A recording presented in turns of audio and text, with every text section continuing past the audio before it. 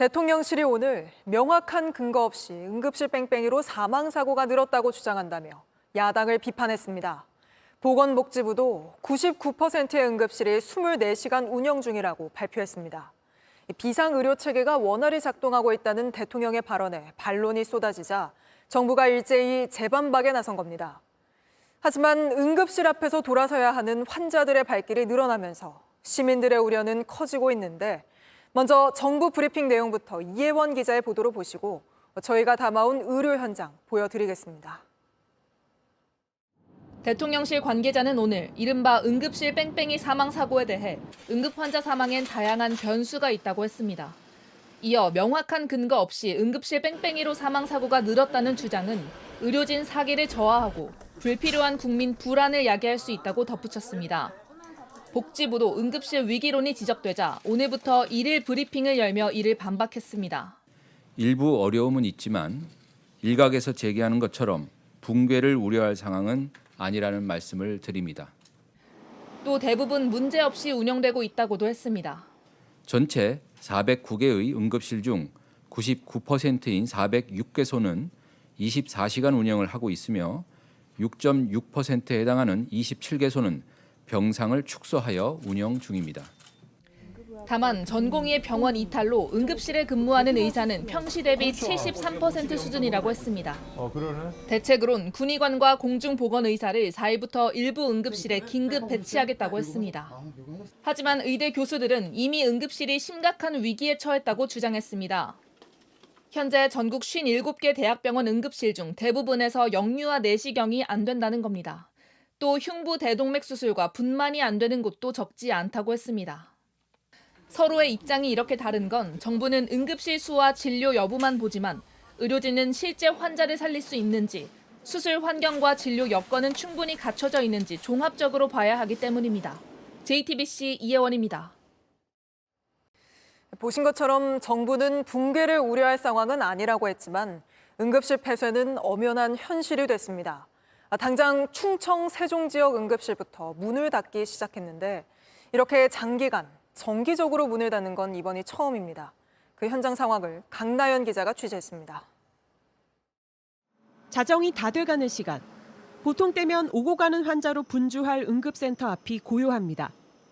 바삐 드나들어야 할 구급차 자리도 텅 비었습니다. 세종시에서 중증 응급 환자를 받을 수 있는 곳은 이 병원뿐인데 응급 전문의들이 잇따라 병원을 그만두면서 비상이 걸렸습니다. 이 때문에 어제부터 앞으로 한 달간 저녁 6시에서 오전 8시 사이 성인 환자를 받지 않기로 했습니다. 그간 일부 병원 응급실이 단기간 진료를 제한한 적은 있지만 이렇게 장기간, 야간에 아예 문을 닫는 건 처음입니다. 급히 응급실을 찾은 환자들은 애가 탑니다. 성인 안 된다고 하셔가지고. 담석증으로 심한 통증을 호소한 환자는 아예 다른 지역 병원을 수소문해야 했습니다.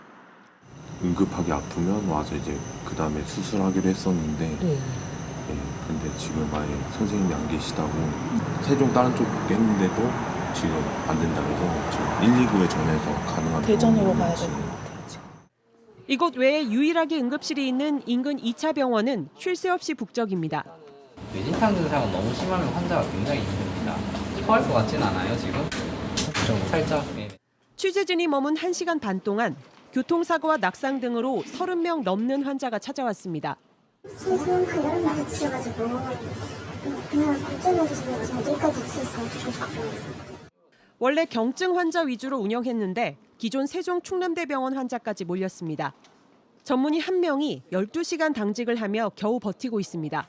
그 여파는 이제 주변 인근 대전, 청주, 이제 충청권으로 분산될 수밖에 없습니다. 인근 병원들이 과부하가 걸려 있는 상황이다 보니까 좀 전원에 어려움이 있고. 건국대 충주병원도 어제부터, 강원대병원은 오늘부터 응급실 진료를 일부 멈췄습니다. 이대 목동병원이나 수원아주대병원 등 수도권 병원은 일단 폐쇄를 보류했지만 셧다운 도미노의 불씨는 남아 있습니다.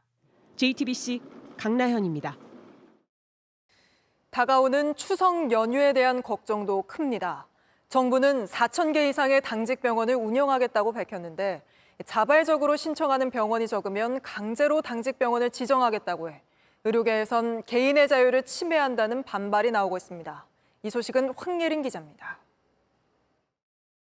정부가 대한의사협회에 보낸 추석 연휴 협조 요청 공문입니다. 명절에 문을 열겠다는 동네 병원이 부족하면 정부가 직접 지정해 연휴 일주일 전에 문을 열도록 통보하겠다고 써 있습니다. 이를 따르지 않으면 불이익이 있다고도 했습니다. 평균적으로 한 3,500개 정도의 기관이 좀 문을 열기는 했었고요. 이제 그런 정도의 어떤 신청이 이제 들어오지 않을까라고 일단 다만 이제 신청이 부족할 경우에는 직접 정할 수 있게 되어 있습니다. 개원이들은 당장 정부가 제대로 된 협의 없이 일방 통보로 개인의 자유와 휴식권을 침해하고 있다고 반발했습니다. 만약에 강제 지정이 된다면은 법적인 조치를 같이 취할 부분도 생기겠다. 의협도 대응에 나서겠다고 예고했습니다. 정당한 사유가 있는데도 불구하고 강제로 병원을 열어야 할 상황이 오게 되면 협회로 바로 연락 주시면 법적인 대응을 도와드리겠다. 정부는 의료계가 잘 협조해 줄 거라고만 강조했습니다. 의료 수요를 충족하는데 도움을 많이 주셨는데 저는 이번에도 아마 그렇게 해주시리라고 저는 믿고요. 자칫 환자만 명절 내내 병원을 찾아다녀야 할지 모릅니다. JTBC 황예린입니다. 응급 환자를 태우고 발만 동동 굴러야 하는 구급대원들은 무력감을 느낀다며 응급실 뺑뺑이 현장을 공개했습니다.